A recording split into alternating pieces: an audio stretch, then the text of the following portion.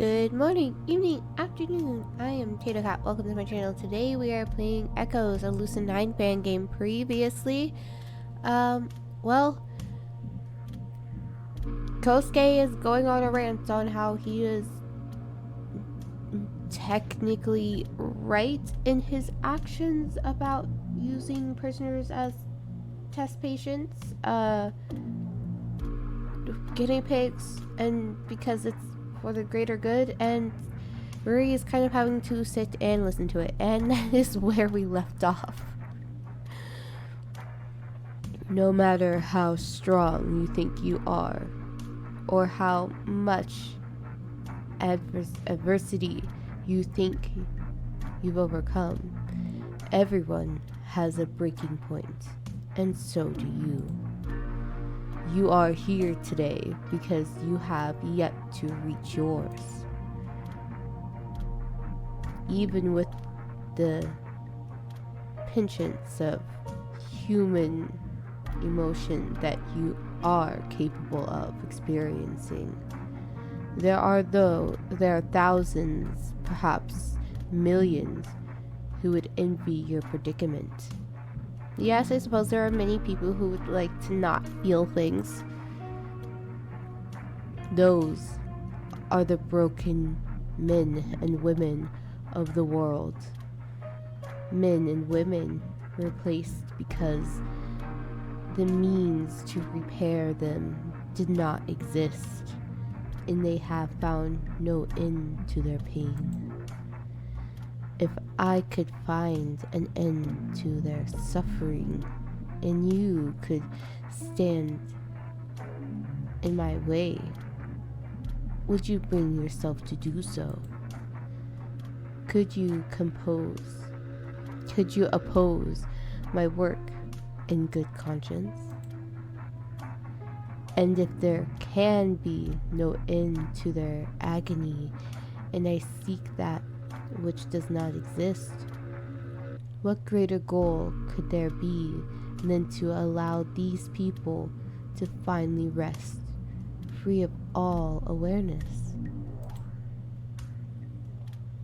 In the face of this eventuality, is there any fate more true to the values of man than to be relieved of sentience?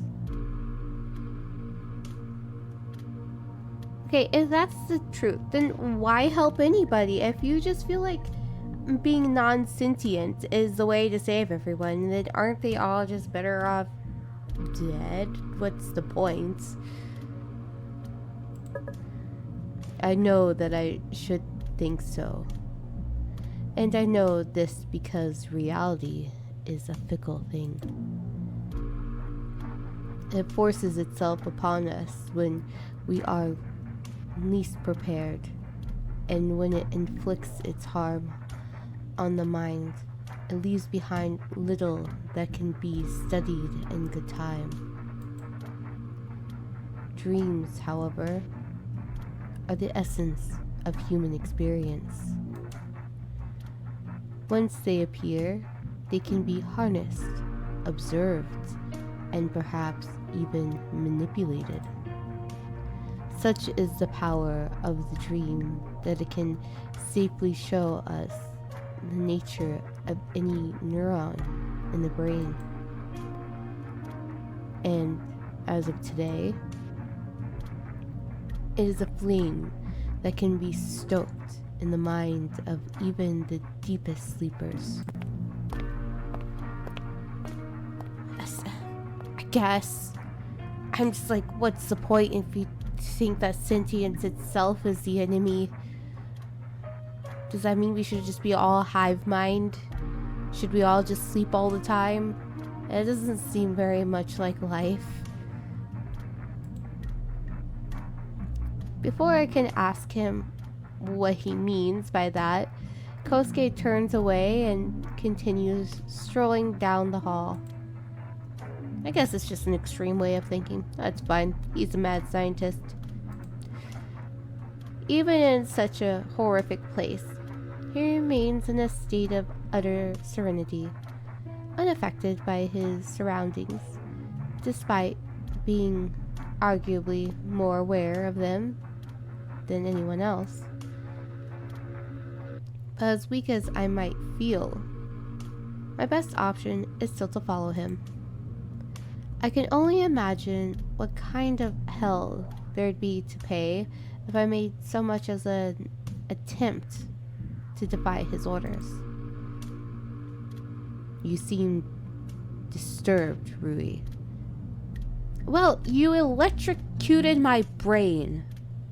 Okay, that's going to take some time for me to physically move, you dickwad.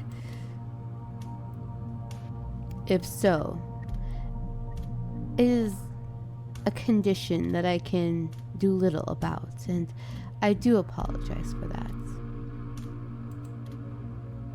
However, please rest assured, all will be revealed to you in due time. Place your trust in our scientist, Hayata. Place your trust in me. You will find that neither of us have failed you.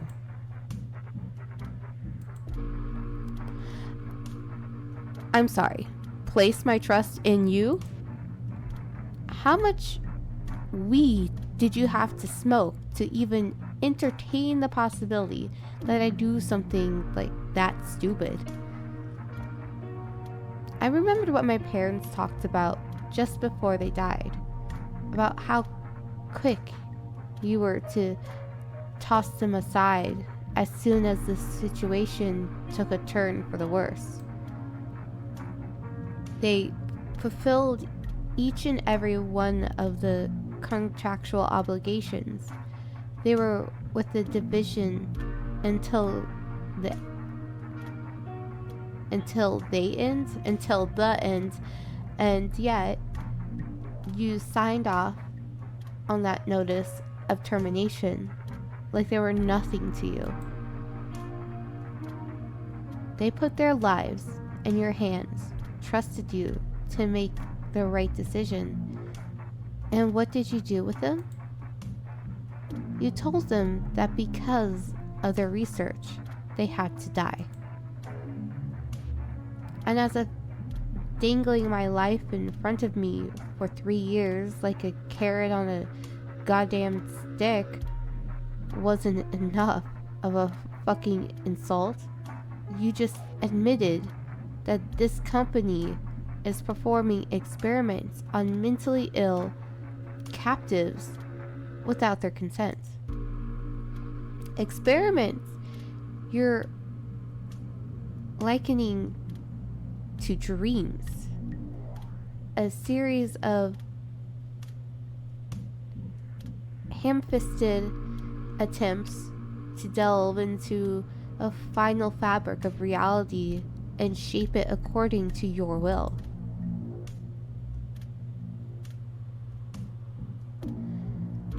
You claim that your test subjects should be allowed to rest, yet you've gone out of your way to induce a false state of consciousness in them. How would you do that? How could you do that? Haven't these people suffered enough already? Is what I want to ask him. All of these are questions. Are things I want to ask him.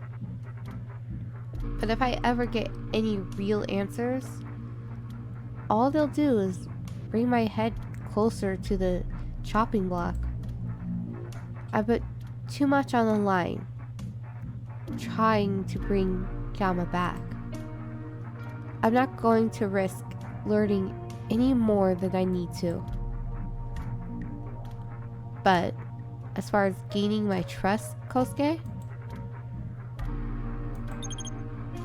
there you go again, using the T word. You can go fuck yourself. Let's just move on.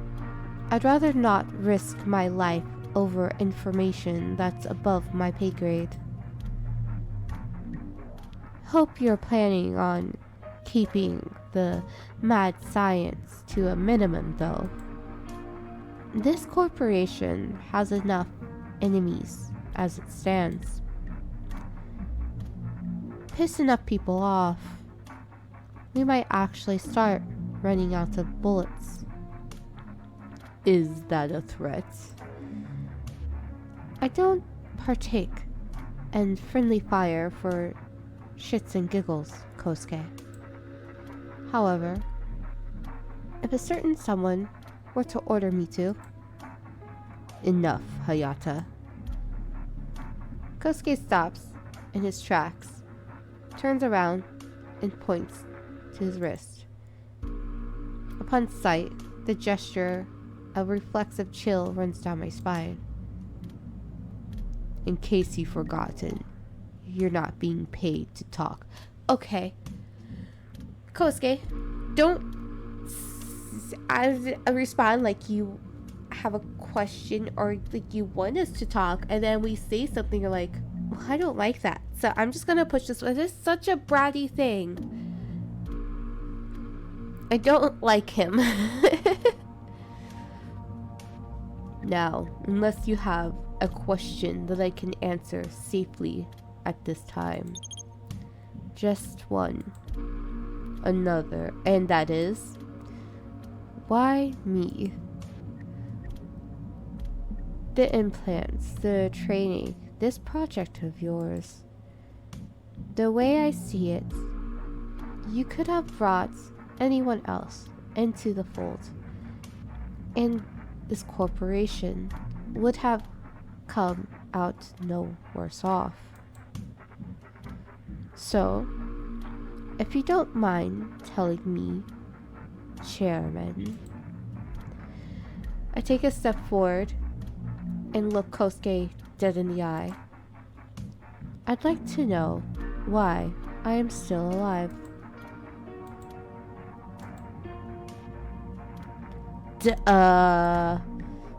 Kosuke doesn't flinch or take a step back.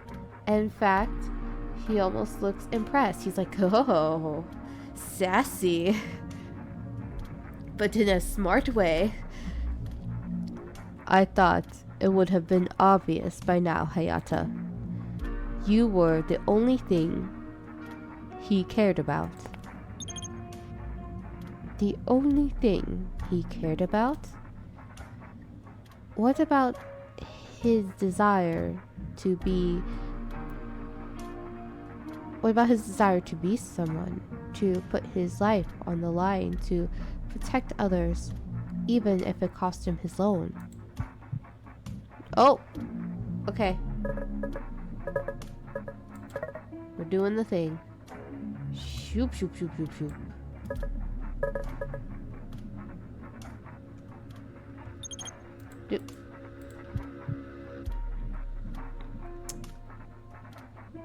Misguided? Yep, misguided. Like everyone? Everything.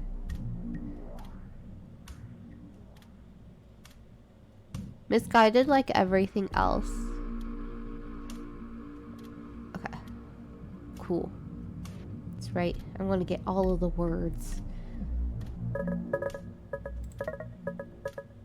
Zoop, zoop, zoop.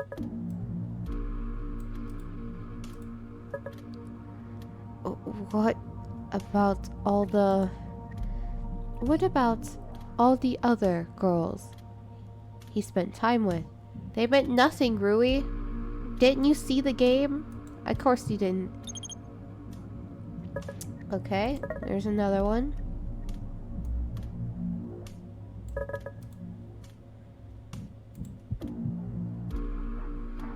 I got misguided. Okay, what's this one? Despite... Oh. Desperate. Desperate to escape the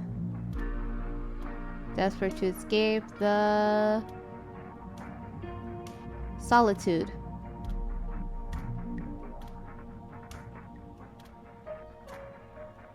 Desperate to the solitude I left him with. In.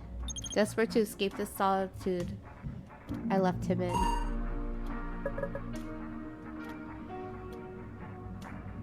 Aww.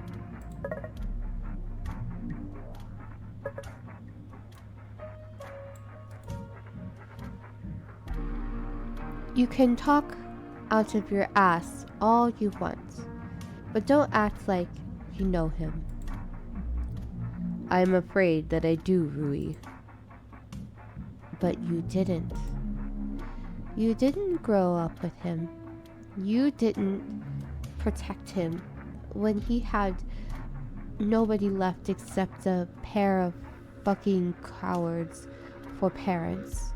Cowards who are so unqualified that they left an 8-year-old girl to clean up after them. You didn't fail him. Not like I did. A fair position overall.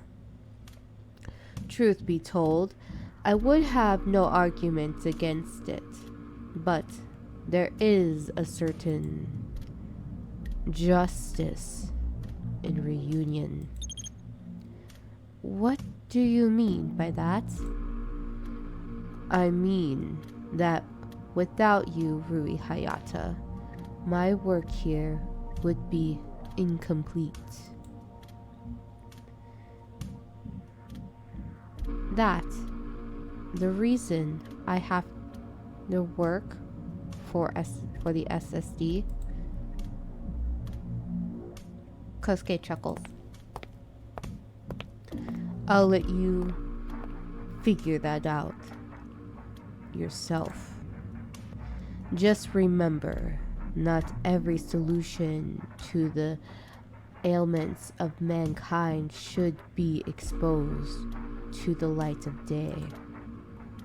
Not all of these ailments are biological in nature. Some are philosophical, and in order to resolve them, we must be willing to perform extensive modifications upon the human condition. How extensive are we talking?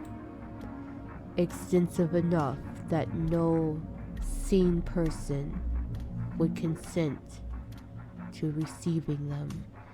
Great. Luckily, there's a bunch of whole insane people that you could ask if you just asked for their consent. However, that's not the issue here, is it, Hayata? Don't worry. I didn't spend 3 years and a quarter trillion yen on the poor boy just to have him die on me. Us.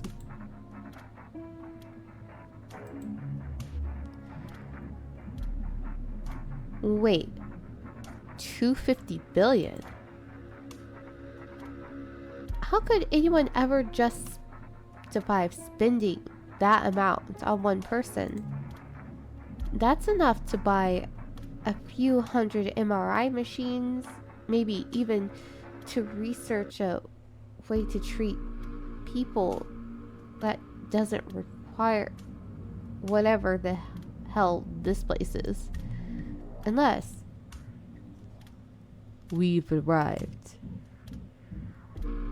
Kosuke stops at a dead end and arm's length away from what appears to be a security checkpoint.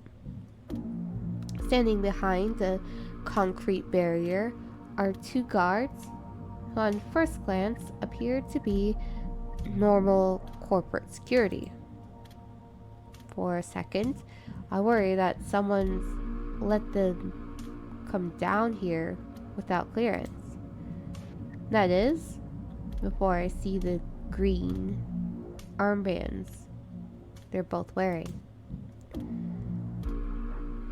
This area is restricted, sir.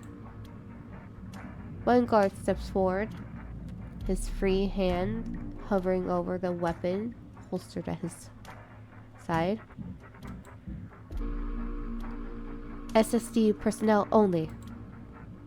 In response, Kosuke utters one simple phrase. Iron and copper. Apologies, sir. Couldn't get a clear reading on your RFID tag. Before I can contemplate what just happened, the guard relaxes and turns to me. You're 374882, right? The operative that just gained eligibility for tenure? News travels fast down here. Fast when someone gets cleared for entry by the entire board. How do you know that someone's me? You know any other someone down here who could scramble our EM reading?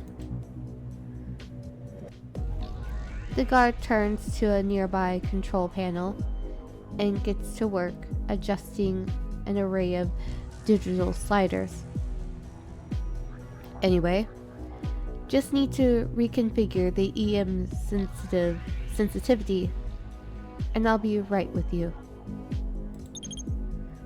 I take it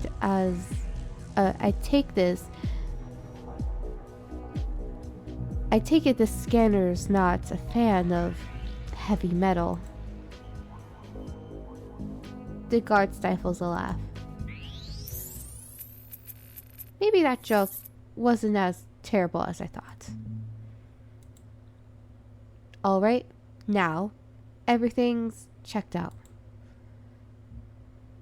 The guard places his hand on a fingerprint scanner.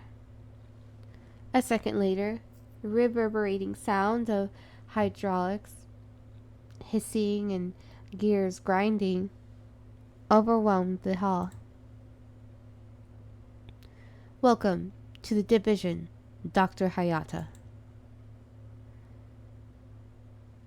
The guard smiles and steps to the side. The darkened metal floor in front of me shifts, sliding back into itself to reveal, among all things, a staircase. One leading somewhere even deeper and darker. I honestly should have seen this one coming.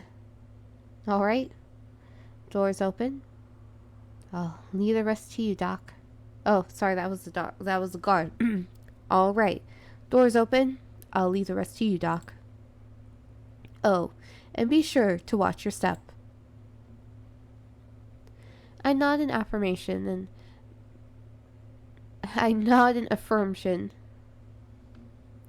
and grab hold of the railing beside me, preparing myself for the descent. I hope she's not clumsy.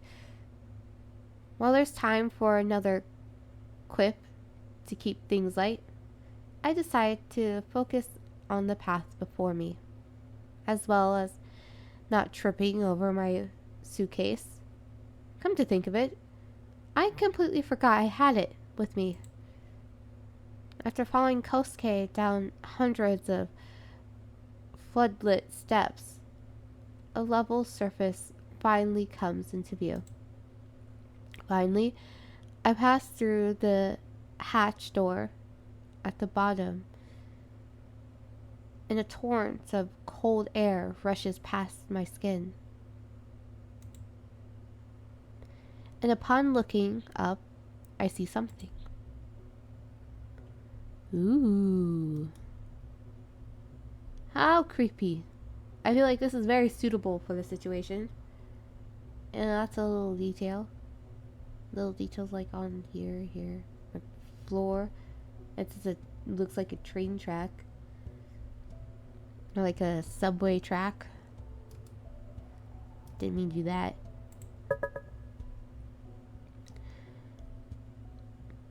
Much larger than expected. It looks to be some sort of abandoned subway tunnel, yet it looks completely, practically unused as well. At the moment, I'm on what appears to be a stationary platform. That is, before I see the guardrail surrounding it. Are you familiar with the Hachima network, Hayata? Wait, the Cold War blah blah blah. The Cold War tunnel system? That a Hachima network? Don't tell me. We came down here just to check out a few unfinished bunkers. Thought that national government never finished building it. You restored this section or something?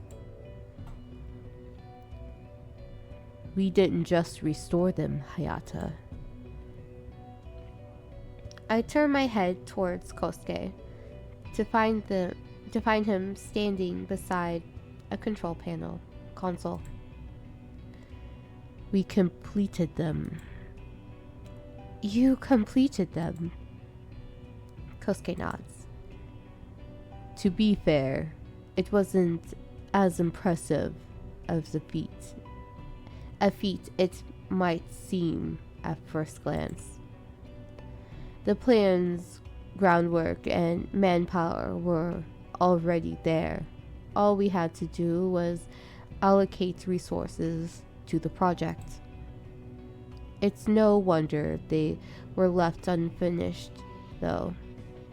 When you're dealing with public funding, your ability to do anything with it is routinely undermined by partisan bickering and the need to appeal to one's puppeteers.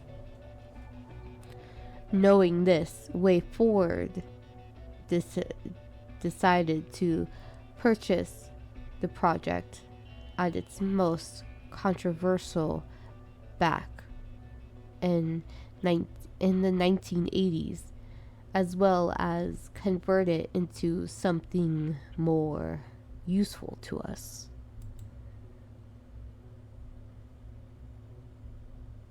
I assume this isn't public knowledge.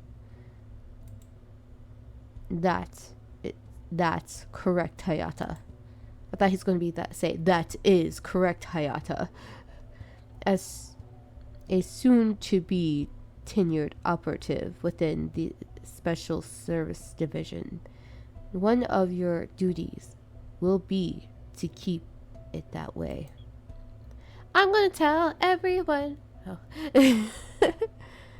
Just throw a party down here. At the moment, the team you're standing...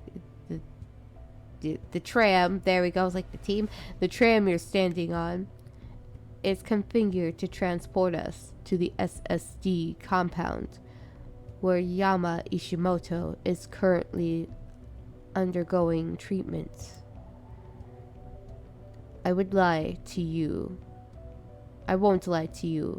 Some of the duties you'll be asked to perform are quite unsuitable for the faint of heart. But I wouldn't have allowed you to sign that contract if I expected you to fail. Well, I guess we're on our way to see Yama, or we're going to do something about our contracts. We'll see you in the next episode.